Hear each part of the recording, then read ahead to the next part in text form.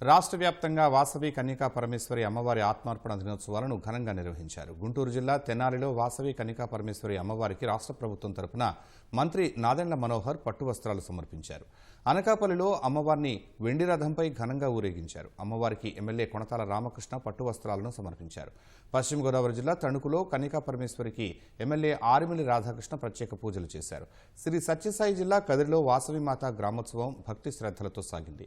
అమ్మవారి శాల నుంచి 102 కలశాలతో అమ్మవారి ఉత్సవమూర్తిని తిరువీధుల్లో ఊరేగించారు. రాజంపేటలో టీడీపీ ఇన్ఛార్జ్ జగన్మోహన్ రాజు అమ్మవారికి ప్రత్యేక పూజలు చేశారు. కర్నూలులోని కల్లూరు వాసవి కన్యకా పరమేశ్వరి ఆలయంలో కూడా చైర్మన్ సోమిశెట్టి వెంకటేశ్వర్లు పాల్గొని ప్రత్యేక పూజలు చేశారు.